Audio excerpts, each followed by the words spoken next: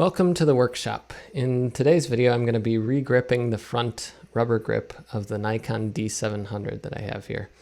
This happens, the grip starts separating on a lot of these cameras. This camera's over 10 years old, and over time moisture and stress can start pulling that rubber away.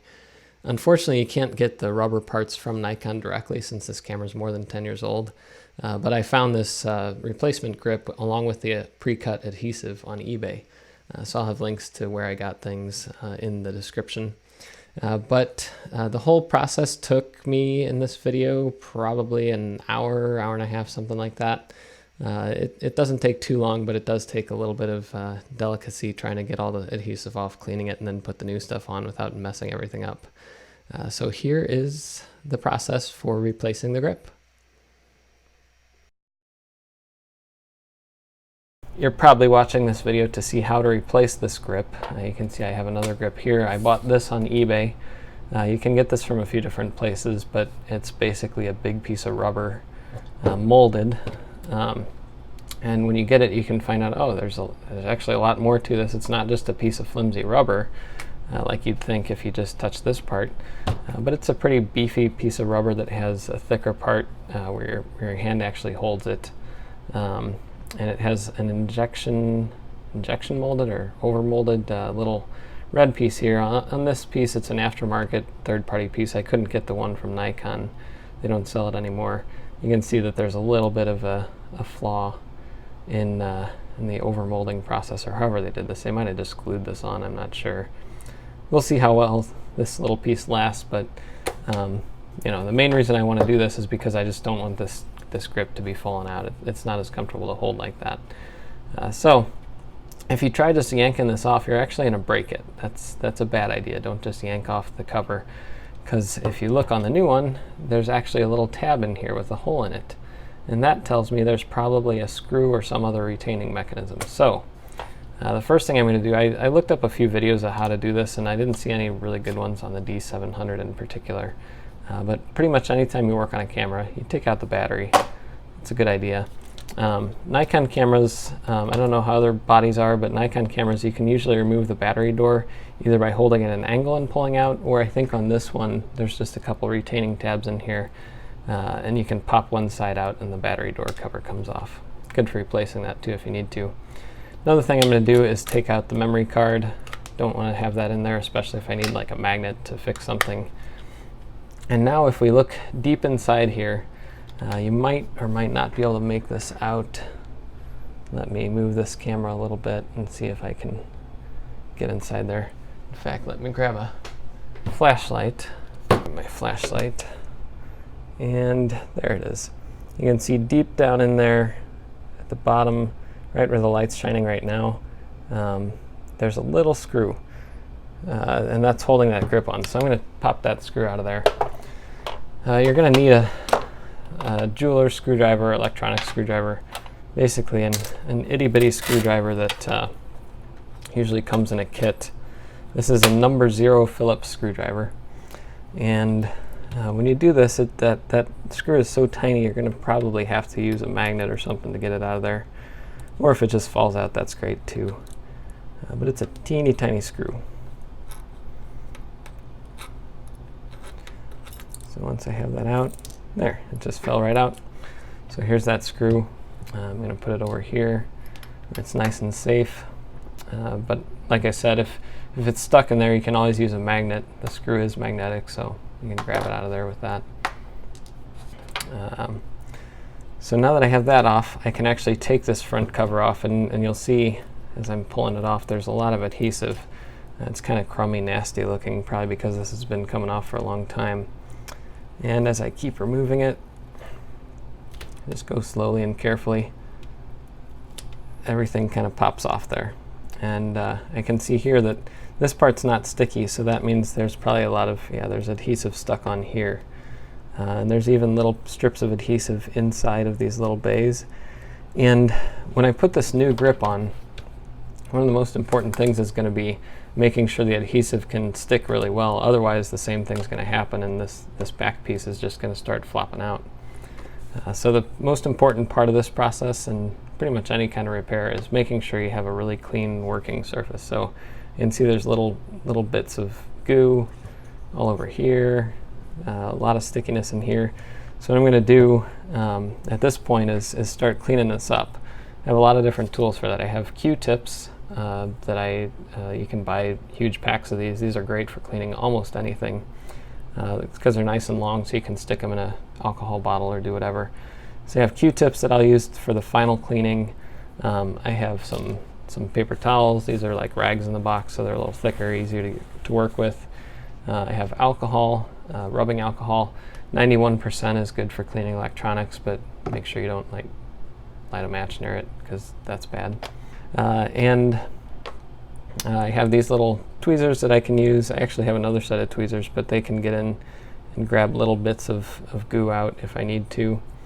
So that's going to be the next few minutes. I'll speed that up so you don't have to sit here watch every gory detail of it.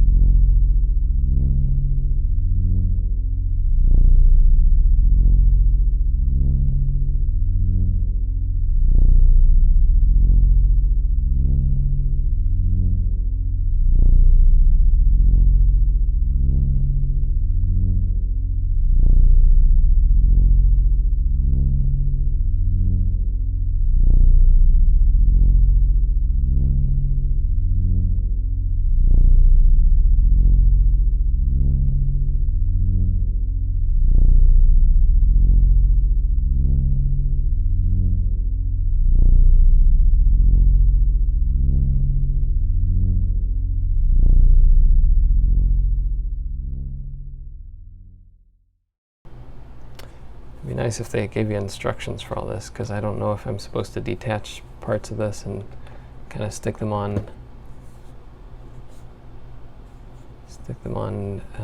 as I go. Alright, so I actually I didn't look it up online, but I was kind of testing everything out by kind of placing it. I thought that I could just peel off things and start going at it with the whole thing together, but it looks like you're supposed to kind of pop things apart. There's little seams. The one interesting one is there's a seam here that doesn't go all the way through, so don't cut that off completely. But at this point, it's time to start putting these things on, which is slightly scary.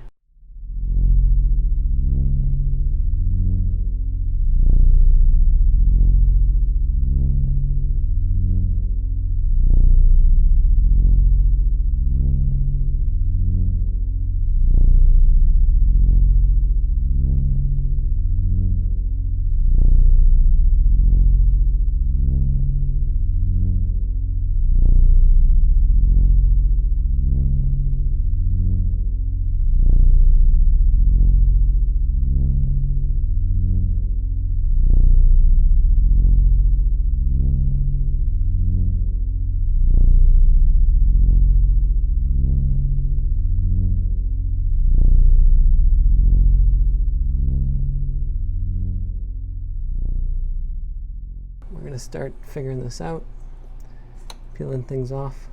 I have these teeny tiny tweezers that are extremely sharp, actually, at the very end, so I don't want to hurt myself on them. I'm going to start peeling off the stickiness.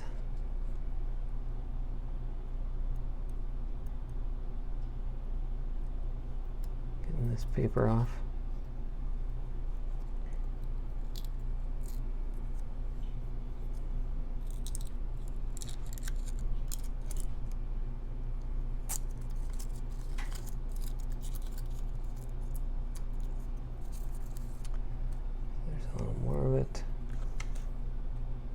This piece going.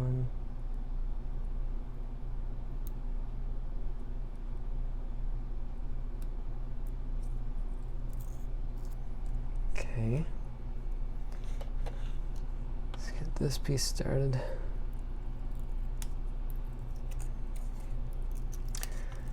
My hope is that this grip will last the rest of the life of this camera, and I won't be doing this again in a few months, because that would stink.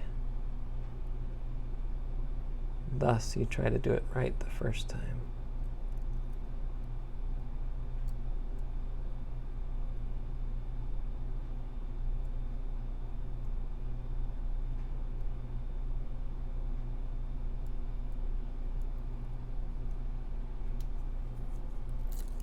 Okay.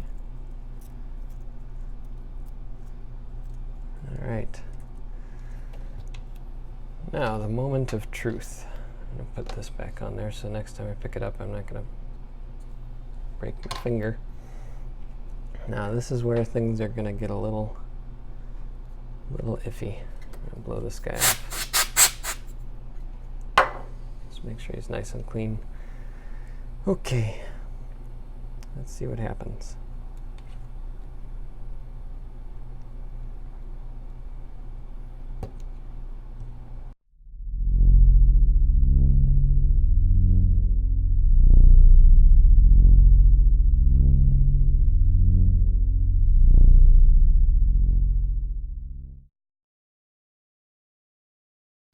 After you get the grip on really nice, I used a bunch of different tools to kind of wedge it in and push it down as hard as I could, roll it on, all that kind of stuff. You're going to need to screw that screw back into the battery compartment. This part can be really hard if you don't have a magnetized screwdriver. Mine is magnetized, so it kind of holds the screw onto the tip while you hold it down inside the battery compartment. And when you do this, you might drop the screw out a few times, that's fine. But if you don't have a magnetized screwdriver, you can actually get a magnetizer. That's one option, or you can get a strong bar magnet and rub the tip of your screwdriver on that bar magnet to temporarily magnetize it. That's just a helpful tip for getting the screw in, because otherwise it's almost impossible. So after you finish putting the battery compartment screw back in, you can start putting things back together. The battery door, the battery, the memory card. Get everything put back together, and it's good to test the camera just to make sure that there's nothing that's broken on it. It shouldn't really happen after a grip replacement, but better safe than sorry. So I'm going to turn on the camera, take a picture. Everything's working. Looks like a good repair. Hopefully you learned something from this video, but if you did, please consider subscribing. If you have any other questions or concerns, leave some comments in the video. Thank you for watching.